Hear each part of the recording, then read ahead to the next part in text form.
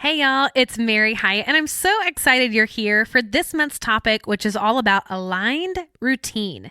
If you are somebody who shudders at the thought of routine, discipline, or consistency and find yourself self-sabotaging the things you really want, this month is for you.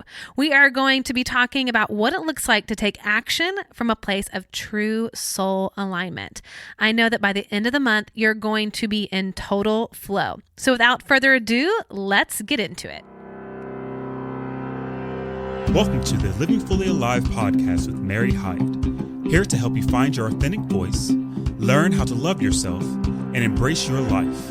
And now, your host, life and mindset coach, body love advocate, and doTERRA Presidential Diamond, Mary Hyatt.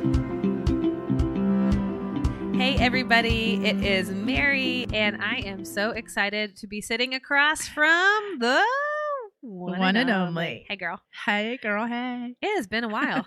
It has been a minute, hasn't it? Yeah, because I had Liz on the show last month. Oh, I bet that place. was so good. It was so fun. I love me some Liz. And but it was time to bring you back. It wouldn't be right without me coming back, would it? It's not complete. It's not complete. And I think we're gonna have a really fun conversation today, because this is the second episode. We're talking all about aligned routine, which is a made up term, by the way, that I made up. Okay, I like it. I'm very proud of myself for that. But I keep having to even be like, wait, what was that again? What did I name it? What did I name it? Because I get it in my spirit, like I practice it, but having to name something that you do just sort of intuitively is funny. But last week was a great episode because I sort of opened the month talking about the foundation, what is aligned routine and why we need it, kind of getting outside of the pressure to have this perfect cookie cutter black and white routine that one size fits all kind of a thing. Mm-hmm. And instead have it be connected, number one, with source. So I say, like, we got to go up. We got to like dial in to God, universe, however you want to call it, source energy, and get that information. Like, why are we here? What are we doing? What's our purpose? And then we talked about the second connection, which is connection to our higher self. So tapping into the part of us that is not trying to prove, that's not coming from a place of ego, but like, again, how would I operate my day if I'm coming from soul place? And then we talked about having it be relatable to your season of life. So like, hey, quarantine's going to look a hell of a lot different than a year ago now. Side note, anybody else who's a mother out there? Homeschool mothers. Oh my God. I talked to my sister today, and it was her kid's first day of school. And, totally different routine. I mean, they're used to like, okay, going to school, being gone, coming back in the afternoon, and sweet things, are having to do it all online. She said her son was having a meltdown within 2 hours. Of course. I mean, can you imagine? No. Oh, let's pray this is just like some version of this goes somewhat back to normal soon, please. I know. But that, I mean, it's like, talk about shift in routine. Yeah. I mean, and kids are having to adjust. Yeah. And it just looks different right now. And then the fourth connection was connected to our emotions. Like, as best we can, we want our routine to be something we look forward to that enhances our life versus something that we dread or that we hate or we feel like is some kind of weird punishment. An obligation to it. Yes. I didn't even use that word last week, but that's so perfect. Yeah. Ugh. Because I think that ultimately that obligation, we rebel. Oh my gosh, yes. And then if it doesn't inspire us, we really won't do it. It won't be sustainable. Yeah. It's almost like diet culture is really good with this. It's like almost like restricting yourself and being the quote unquote good girl and following all the rules that only lasts for so long before you're like, screw it. Blow it up. Yep. I mean, isn't that the truth? Totally. Oh, yeah. So go back and listen to that episode if you haven't listened to it yet. But today I kind of wanted to like dive deeper into this idea that not one size routine fits all, because that's the lie that we've been taught. I was talking with a client last week, and she was sharing with me how she says, well, every self-development book you read says, get up, have your quote unquote miracle morning, do your meditation, your gratitude, you're moving your body, all the, listing off all the things, read your book, listen to your podcast, blah, blah, blah, blah. And she was just in so much shame about not doing it.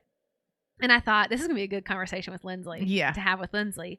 Because, so you're an Enneagram 7. Yes. So, a proud 7 for all you other 7s out there. Whoop, whoop. Can we hear the 7s? Side note, if you do not know your Enneagram type, we are going to be talking about Enneagram types today.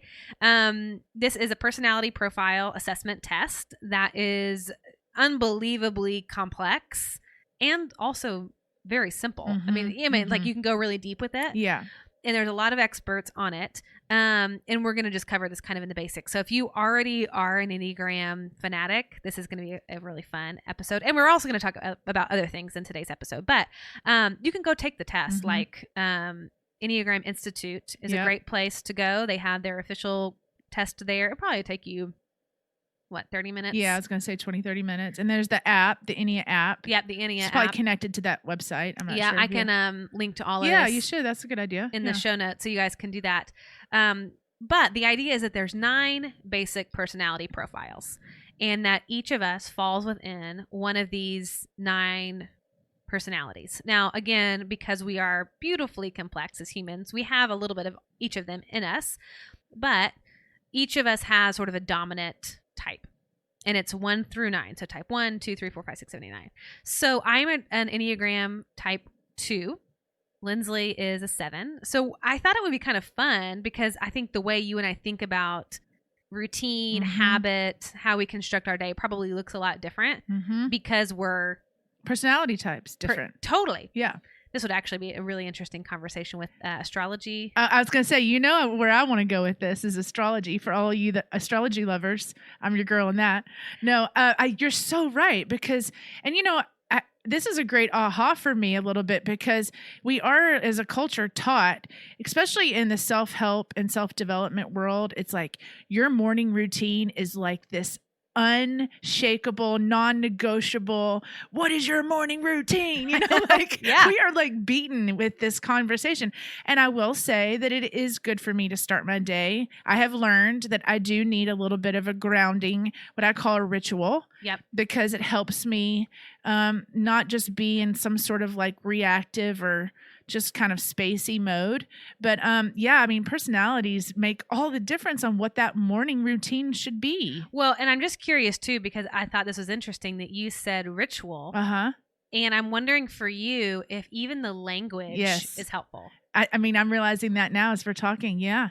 Because if it was some kind of like method or whatever, this like more masculine words or like real, I don't know, like ambitious or career driven words, I'd be like, nope, not doing it. Yeah. Like even if it was like good for you. Yeah. Just the way that it was phrased or the language. Yeah. Isn't that so, just as like a side note, so powerful to tap into? Because I know that for me, like, for example, when I talk about exercise, that word can be very triggering because it can be already thought of as a lot of rules, really restrictive, really intense. Whereas you say movement, that has a totally different connotation, even though we might be talking about the same thing. Just by switching out the word exercise to movement, all of a sudden it's like my body relaxes. Exactly. There's an openness, curiosity, like, oh, I might experiment with this a little bit. Yeah. So if you kind of are turned off by the word routine, maybe think about ritual. Yeah, because and to go back to your point about me being a 7, 7s crave freedom, and there's an aspect of anything that I would have to do because I'm supposed to makes me want to rebel. Right.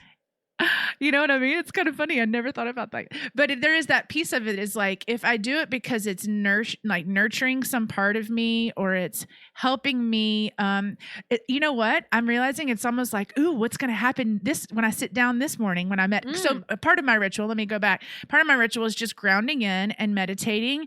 I like just a minimum of 10 minutes for me. Yeah. I like light a little bit of some sage and my incense. And I do have a little bit of a thing I do every morning.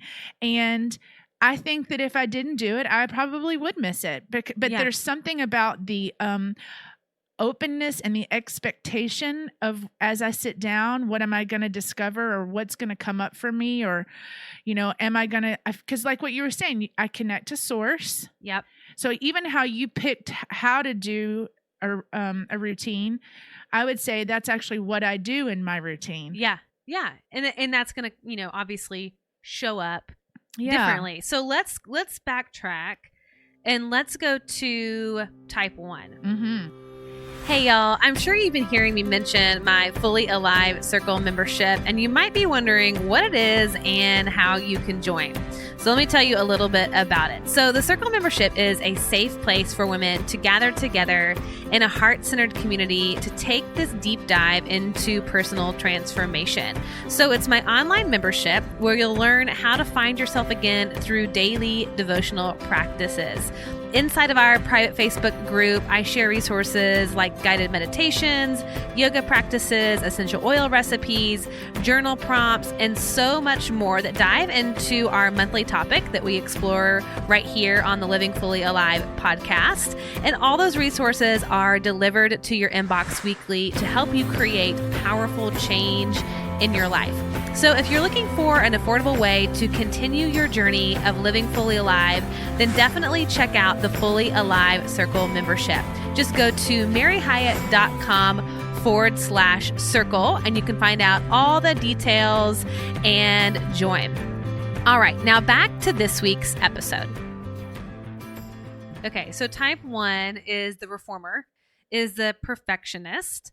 And this is actually one of the types that I think societal, we tend to fall into this as a blanket best option, best practices kind of would look like how a 1 might do it. Was supposed to do it. Yeah. Right. So like a 1 really loves rules, loves to know how to do something.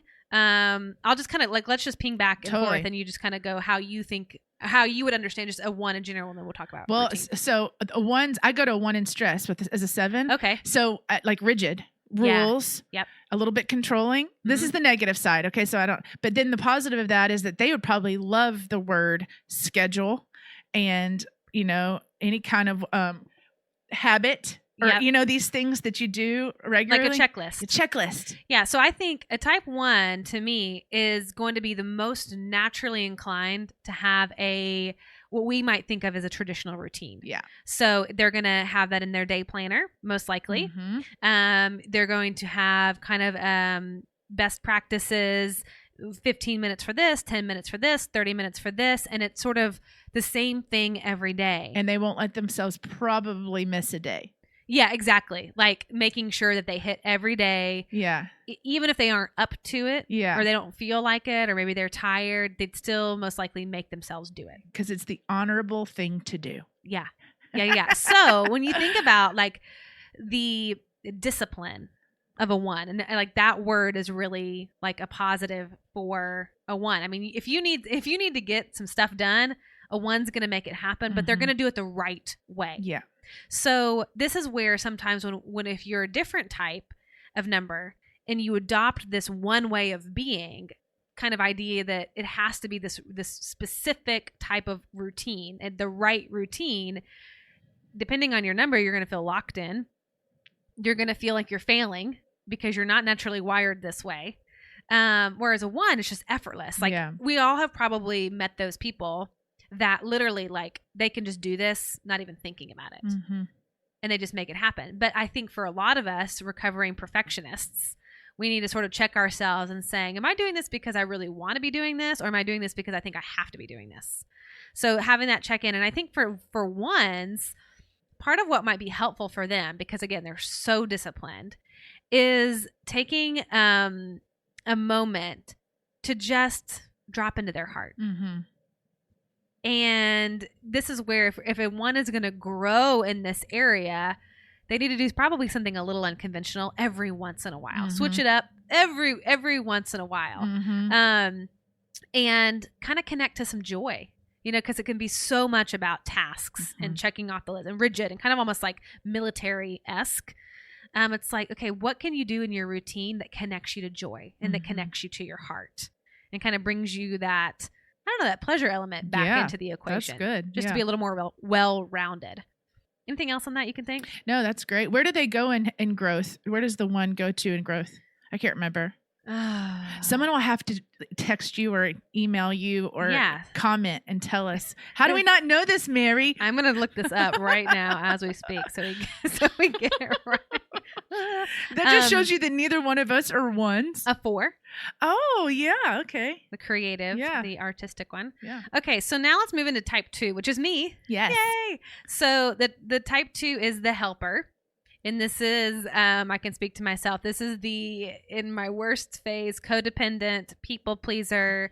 Women, oftentimes we fall into this just because it's usually defined as a good girl, which is putting everybody else's needs above our own, self-sacrificing, always the one to jump in, loving, caring, nurturing, sweet typically. And again, like always, oh, let me help you before I help myself, which on the bad side can cause definitely a deterioration of self, definitely a disconnection from self, to the point where you get burnout, exhausted, and ultimately resentful and angry. You know, and that's kind of that like codependent part when you try to meet everybody else's needs or make sure everybody is happy. Then for yourself, you're the last on the list, and then you get pissed. So how does that show up in the habits and rituals? And gosh, I think we know. Yeah. So last on the list. I was gonna say last on the list. So this is like the let me make sure that my spouse or my kids' breakfast is taken care of. Let me make sure that part of my morning routine is like I could imagine being a mom and making sure that, hey, you got your homework together. I'm going to check in with my kids. I'm going to check in with my husband. I'm going to call my mom every day, make sure my mom's okay because she's, you know, older. This is hypothetical, right?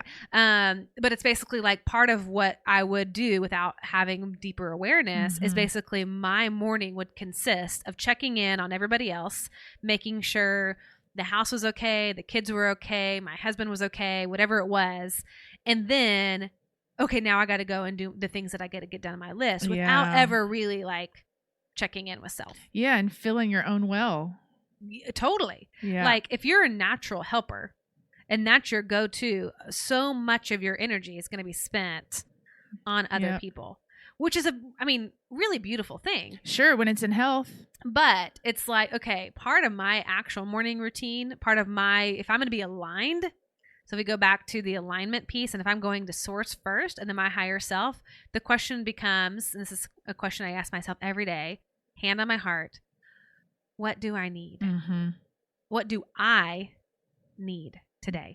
What is asking for my highest attention? And not because of everybody else, but I mean like what emotion is asking for my highest attention? What does my body need in this moment? How do I need to move my body? And like really connecting to my body, to my heart. What do I need? Well, and it's reminding me of that, you know, famous when you're on an airplane, they tell you to put on your oxygen mask first before you can help someone else put on theirs. It's like, I would imagine a healthy morning routine or a healthy routine for a 2 would be like, make sure your cup is filled first. Yep. And then you can be of service in a higher way. Yeah. Yeah. It's so true. And especially in this time where everybody is kind of in some form of crisis, it's really easy for 2s to get burnout right now. And 2s are usually very empathic. So there's a lot of just even emotional drain just by feeling everybody else's heaviness and depression and fear and all of that. So it's just like kind of like grounding into self. Totally. Yeah. Okay. So isn't this like so? Yeah. I was going to say, interesting? This is going to be fun to go through all these. Okay. So type 3 is the achiever. You got a little bit of that in you. I got a little bit of that. Now, type 3s are all about achievement. They are all about making sure that they like hit the goal, and they want to be the best at everything that they do. They want to be noticed for everything that they do. You know, they're the people that are on stage that you go, oh my God, they're so successful. Like it almost seems effortless for a 3. Like they're the kind of people, I don't know if you've ever seen these women who are like pushing the stroller down the street. It's 7 a.m., full makeup, hair's done, nails are done. Their kids in an incredibly adorable outfit. Somehow they've managed to like do it all and look like $1 million. And you're like, how? Yeah, exactly. How did you do it? And so it's like, I love that about 3s. It's like, you're never going to show up where a 3 is not camera ready. Exactly. Essentially. Yeah. You know, there's a lot of image kind of how would you even say that? Like image conscious? Yeah. Appearances. Yeah. So I imagine then that a 3 maybe with their daily checklist or whatever. Well, I don't keep only word I can. My brain says ritual. That's the only thing I love that. That's great. But like maybe there's be influenced by like what's appropriate or what's. Yeah. Say more about that. Well, I mean, I'm thinking it's like they might make their habits or whatever they're doing that they do every day. Maybe it would be somebody else is imposed and they're doing it because they think they should. Yeah. Like to keep up with the Joneses. Yeah. Totally. Like, right. They may read it from a book and they go, well, this was what it looks like to be successful. Yes. So I got to do all these things. Or all these influencers on Instagram are doing this. I got to do it too. I got to keep up. Yeah. I got to keep up. And the other thing I was just thinking is for a 3, they're a doer. Mm-hmm. They're you think about a human being, they're a human doing. Mm-hmm. So I think part of what can help round them out is what does it look like to have a being aspect to their ritual, to their routine, like where they slow down and they go, this might not be something I can check off my list, but how can I sort of connect to this oneness, to my intuition, to myself beyond my image, but sort of like that higher self. And am I doing it because it's good for me, or am I doing it because I think I'm supposed to, or it will make me look a certain way? Yeah, that's good. Yeah. I know I have a lot of 3s in my life. I seem to try. I love 3s. 3s and 7s I've are dated like 3s. You are so. I feel like you're kind of always a good 3 in there. Yeah. But I have a lot of 3s in my life too. They inspire me. I was gonna say 7s and 3s are good. That's a good combo. A good combo. Yeah. Okay, so type 4 is the individualist or the artist. Yes, I have a lot of those in my life too. Okay, so why don't you describe what this is like? Yeah, so I would think that they would also use the word ritual. Yep. I think that it would be very like something that had meaning to them, like everything they chose to do for their daily habits, daily rituals, day whatever is very intentional. It's like it's something special where they sit, the incense they burn or the candle they light or the coffee they drink is something really hot, very thoughtful and it means something to them. And it's probably beautiful. Or what do they call that when when you mentioned the coffee, I was just thinking they're the kind of people who buy the artisan coffee. Yes. Like they're not drinking Folgers. Exactly. They're drinking, I don't know. They've got a cool journal. Yeah. They've got, you know what I mean? Like whatever it is that, because I mean, are we saying this is like a morning routine only, right? Like how do they do a morning routine? Yeah. Yeah. So this is like everything is unique. Yeah. Everything is sort of like artistic in some way. There's probably a story that goes along with where they found this thing and they're in their feelings, man. They're like totally having a moment. They're not having any problem connecting to the feelings. Yeah. Like they can get there real quick. Yeah. Which is really beautiful. I love it. And I think like for a 4, oftentimes, if we think about if you're a 1, you're going to want to go more towards a 4, right? But like for a 4, they need a little bit more rigidity, probably. They need like a little bit more structure because if they're just consistently taken by their emotions or their feelings, well, maybe they don't have the ability to structure their day to get things done, to make it happen. And they're just sort of like, well, I don't feel like it today. Or I just want to sit in this depression. There can be a lot of self-rumination of the feelings and kind of spiral or loop, like the fear loop or the anxiety loop. And so kind of having maybe even like some time blocking, like something that gives them just a little bit more structure. Contained. Or they can still be connected to beauty, to their intuition, to their feelings, but there's some kind of fence a little bit just to sort of like keep them focused. Yeah, healthy boundary. I like that. Okay, so this is interesting. So type 5 is the investigator, and I think about this type being very much in their head. Yeah. Very much like they research. They probably like know the stats about why they need to meditate, and they know the science behind it. They know what it does to their brain. They're probably very influenced by facts. I don't get this type at all. I know. So in this way. I know. I'm supposed to be in growth for a 7. I need to be a 5. Interesting. Yeah. So it is very much about structure and doing things in an orderly way and creating some sort of system or a process. Yeah. And doing the background, like all the research, and you can actually like it's the movement. So for the 7, and we'll get there, but it's just that element of like, oh, look at all these ideas, and then the 5 actually makes something of it. Gives it a foundation. Yeah. Or like, I just think about the framing of a house would be like exactly. Yeah, like something to hang its hat on. And so I feel like the 5s that I know, they are all very, like there's a quality, there's like an exquisiteness, and that they are like, you're like you said, they've done the research. They know exactly how many minutes they should probably be meditating to achieve this heightened level of, like if I'm going to get an alpha brainwave or theta or delta, they know probably, first of all, what those are. Yes. How to get there. Yeah. The method in order, step-by-step method to get there. And they probably want to make sure they're doing it alone. Oh, yeah. Right. Not going to be communal. No. This is so interesting. I have a very low on Colby. I have a very low fact finder. Okay. Like one of the lowest. And so this is like put me in a torture chamber. It would be having to like research something. Oh my gosh. Like my brain goes to mush. I know. But some people, they love this. Yep. Like they love knowing why they're doing what they're doing. And they've got that intellectual proof to back it up. They're very observant and very informed. And so to me, this is a type that would probably benefit a lot from movement. Yeah. Like getting in their body because they're so cognitive. They're so in their head that probably including some stretching, some deep breathing, something that maybe was a little like feel into your body, like almost like intuitively move versus I need to stretch in this way, or I've got to do, X amount of minutes in cardio or whatever. But it was like less about the process and more about feeling into it. Yes. Yeah. That's good. Yeah. Okay. Guys, we're getting close. I hope this is interesting, everybody. I think so. Gosh, I love it. I mean, I feel like if you're in the Enneagram, I hope you're eating this up. You're geeking out right now. Okay, type number 6, which is the Loyalist. Okay, so the Loyalist. Well, are you open to chatting about this one? Sure. Okay, so how do you perceive type 6? Well, it's so funny because I also have a wing, right, with the 7, right. So I feel like there is an aspect. I mean, gosh, there is more of. I know the negative side of 6 is the worrier, Yeah, very anxiety driven. And so there could even just be a little bit of some like where there's a concern or some sort of like, this is the way we need to do it because this is the best way or the safest way.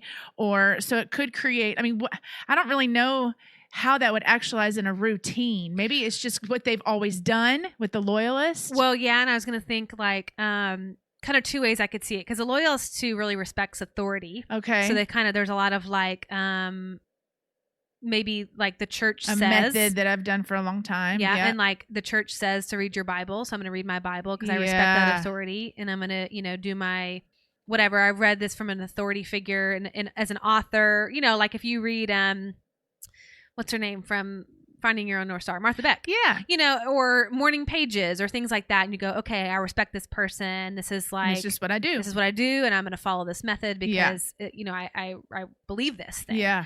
The other thing I'm thinking is there's like heavy skepticism, with a 6, there's a lot of like questioning, a lot of doubt. So I could see a 6 kind of reading a lot and sort of pondering and being inquisitive and really being in the question. Really kind of sitting in, like I could just see a 6 just like doing a lot of journaling. Yeah. And also if it's on the unhealthy side, if anxiety is something that is just running the background to your day, then you're just going to you might even not have a routine. You might just do whatever is screaming the loudest, and you might be in a reactive state most of the time. So for 6, you may not even have a routine at all. And it might just be like, okay, if I'm going to protect myself against feeling even more anxious, and if I wake up with time scarcity, I'm probably not spending a lot of time on myself. I'm probably like getting straight into, okay, so-and-so needs me this What's work. next? I'm going to, respond to these emails, or I'm going to get to do this, or it's all kind of like out of a place of more fear than like really connected. So this is where for a 6, I feel like slowing down to connect with the present moment and feeling safe in where they are Yep. right there. Mhm. and kind of grounding in what is versus the monkey mind of thinking about everything that's going to happen today. Sort of like what you were saying, the grounding. Mhm. Like, let me ground in. I could imagine focusing a lot on your feet on the ground, Mhm. walking barefoot, kind of having this moment of being like, what do I see? What do I taste? What do I smell? Kind of connecting to your Yeah. senses before going into reaction mode. Totally. Yeah. So whatever helps you get into that space, that's so good. I feel like we're little Enneagram experts right now. I mean, I'm kind of like, where's Katie Gustafson out there? Is she listening? I know. Katie, we have some really fun Enneagram friends Yes. out in the world. Yeah. Okay, so now we kind of mostly talked about you already. The 7. I'll just say this one at last piece. I will say 7s thrive in variety, and that's not always a bad thing, obviously, So Yeah. I would even say for a 7's daily routine and ritual, there is an aspect of just keeping it, fresh. Yeah. And incorporating things that continue to stimulate you and do like inspire you, because Yeah. the rigidness would just make us want to just scream and buck the system, and just Totally. rebel.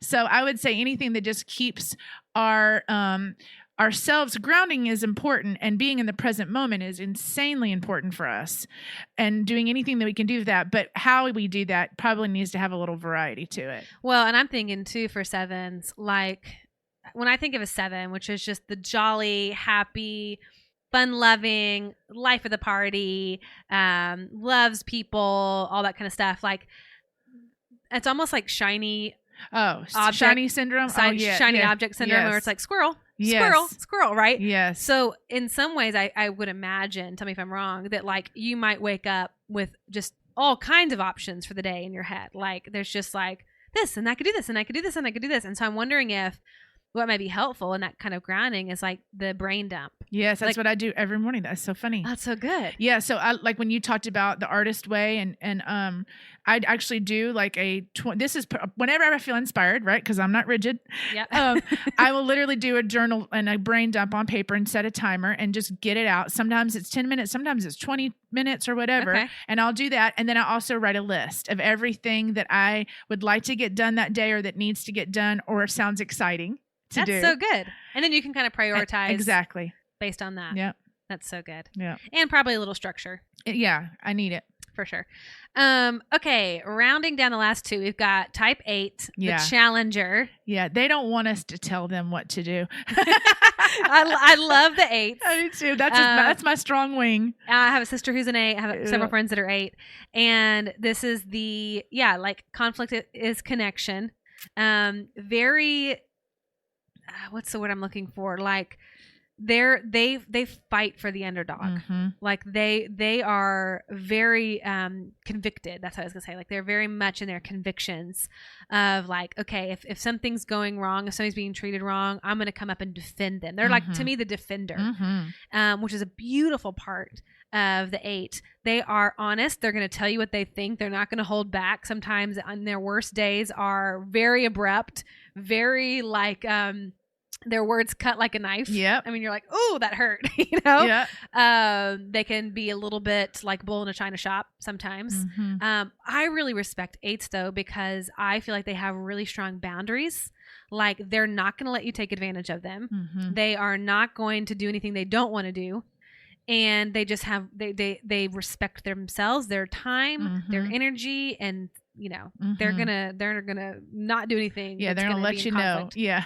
And so I love that about them, because honestly, as a 2, because I overgive often, and that's part of my work and recovery. Yeah. I go to an 8 in stress or growth. I actually go in stress. Okay. However, I actually think I actually need to go there often to access my strengths, to access boundaries.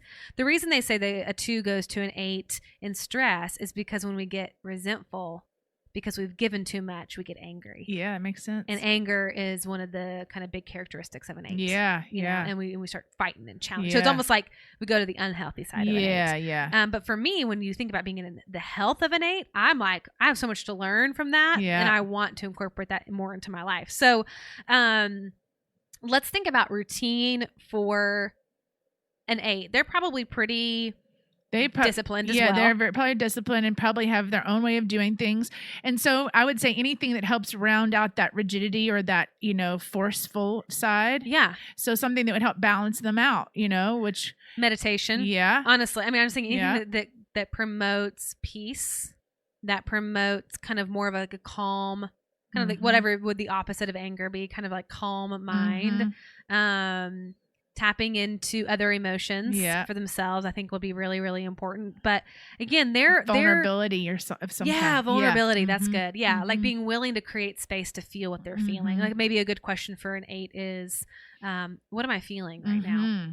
What am I feeling right now? Because 8s are action oriented. I mean, they're sort of like a 3. They're gonna hop into action real quick. They're also a doer. So again, sort of kind of getting into that place where they're connecting to just this quietness through meditation or prayer or whatever. And I think an 8 can be really reactive too. So like just creating space to sort of like process the pause. Yeah. Settle down. Yeah. Simmer down now. No. Okay. Last one is type 9, and our sweet 9s are the peacemaker.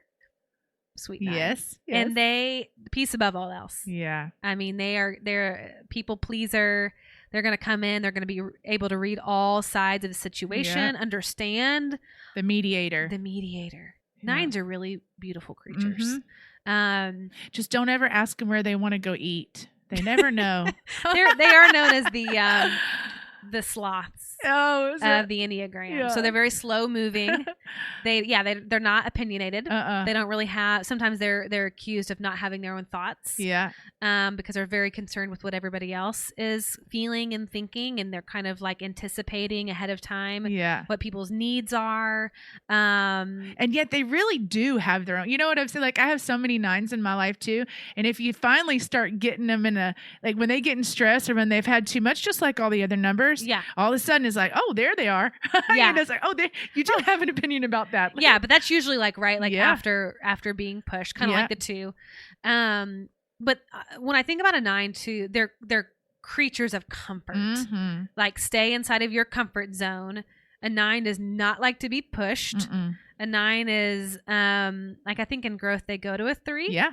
And so they need to kind of do more. Yeah. Like they would fall in the habit of sort of like, I want to stay in bed because my bed's really comfy. Or even let me stand back here. Yeah. And let everybody else kind of go up there. Yeah. They're not going to be the first in to solve a solution, find a solution, solve a problem. And so oftentimes for routine for a 9 is they're going to avoid the hard stuff. They're going to avoid the sort of like spiritual discipline aspect of routine. And we talked about last week of sort of being willing to say, I can do hard things. That's a really important mantra for a 9. I can do hard things. There's I can't remember the name of this book, but they talk about eating the big frog first. Yeah. I don't even remember what it is. I know what you're talking about, though. But it's basically like you do the hardest thing on your to-do list first, so you get it out of the way, and then everything else is easier. Yeah. So that's going to be a really good way of going about your day for a 9, because when you're looking at it, typically a 9 will push off that like difficult thing, hard thing to the very last, and then they just don't even do it. They're like, nope, they don't. It ends up being, there's not enough time, and there's kind of that excuse comes into play. So if you can structure as a 9, structure your day where you go, you know what, here's my to-do list. What's the thing that I don't want to do the most? What's the hardest, most uncomfortable, might require that I use my voice, might require that I step into my power, might require that things get a little bit awkward or uncomfortable. Let me do that thing first, and then everything else is easy. So good. Yeah. Okay, this is fun.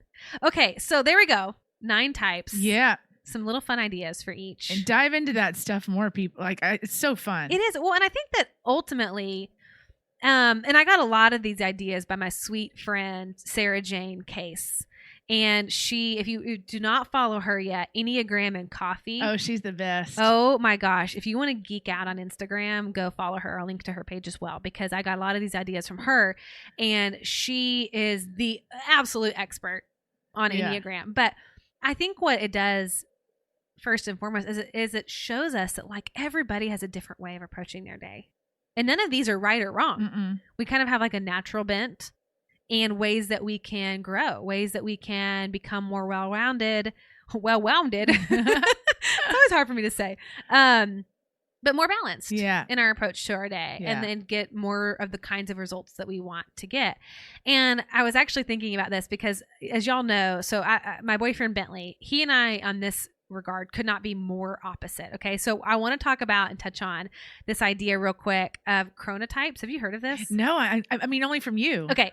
This is so fun. And I love that we're like kind of touching on a few different personality things. So chronotypes are sort of like how your body biologically is wired for sleep and productivity.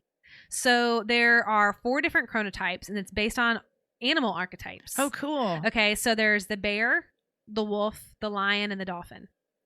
Okay. And based on sort of the sleeping patterns of each of these animals, humans tend to fall in one of these 4 categories and they call them chronotypes. I don't know enough to like get into the word chronotypes. So Yeah. Again, not a fact finder, not a number 5 researcher. Okay. Go do your own research. Yeah. I'm not going to tell you what it is.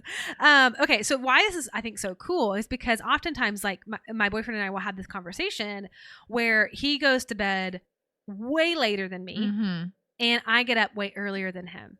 And we had to learn really early on, like, cause I used to think it like, dude, you're lazy. Yeah. Like, because my parents had just about the same chronotype. Yes. So they're on the same schedule. So they get up really, really early. They have all this beautiful morning routine. They go to bed together. And so I was taught growing up that in order to have a healthy relationship, you go to bed together and you wake up together.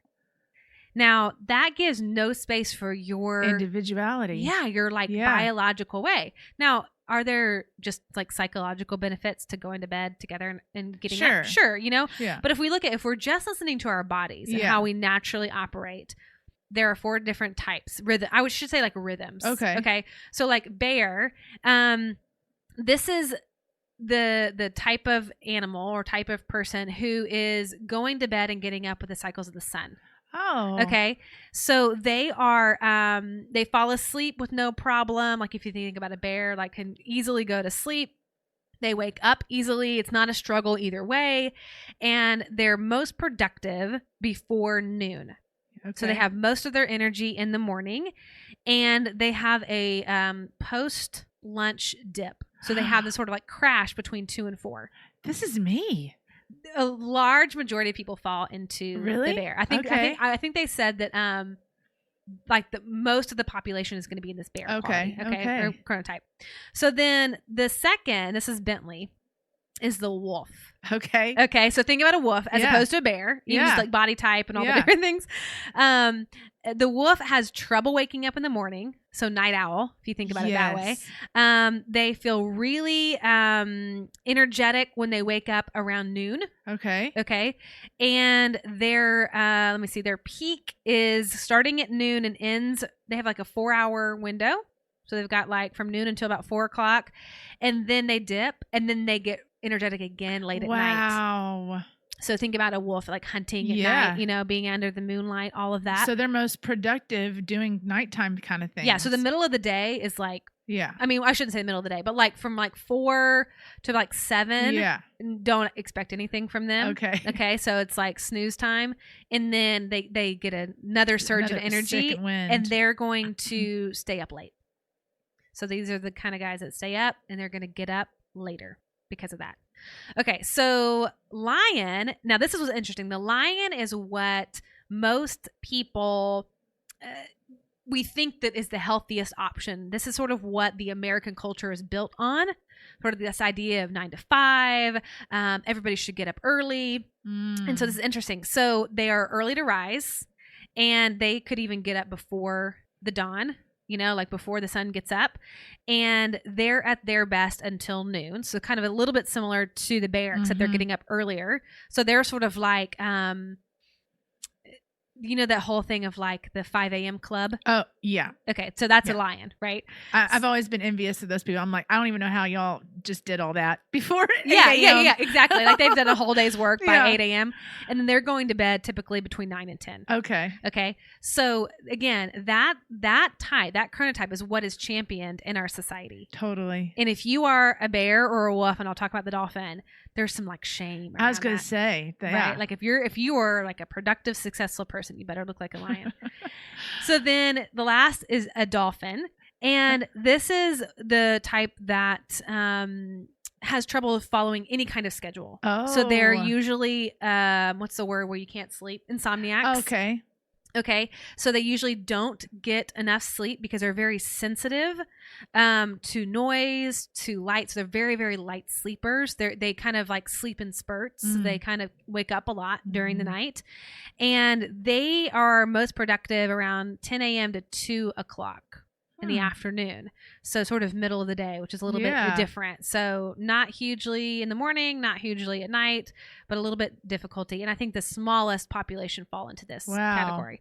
So you might just self-diagnose and ask yourself, are you a bear? Are you a wolf? Are you a lion? Are you a dolphin? And what's fascinating is like, if you follow all the self-help things, it's like, be a lion, be a lion, be a lion. And if you're not a lion, you're literally trying to change and alter your biology. And you're sabotaging yourself and then you set yourself up to fail. Yeah, and the cycle continues. And then you feel lazy, you feel like a loser. Whereas what I love about this, and like this has been so helpful for me, like I'm a bear myself. So for me, it's like, oh, I work so well in the mornings. But I do not I'm not part of the 5 a.m. club either. Right. Kill me. No thanks. Yeah, totally. But I am a morning person. Yeah. Okay. But about 2 o'clock, I'm out. Yeah. Like nap time for Mary. And then if you know that about yourself, and then you also can incorporate this Enneagram stuff, man, what an amazing it is. It's your aligned, what is it called again? Aligned routine. Yeah. And this is what it's like.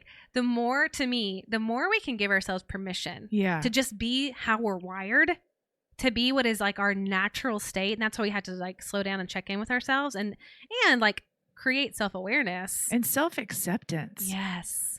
Oh, yeah. And then we can slow down and ask ourselves, like, am I doing this because it's on that should list? Mm-hmm. Because as a society, we value 3s and we value lions. Think about the small percentage of that. True. Right? Yeah. It's like, not everybody is a 3. Not everybody is a lion. So how can you like appreciate yourself? Well, we all have dreams and desires and preferences and things that we want to create in our lives. And so why wouldn't we want to set ourselves up to have the best chance of achieving those things?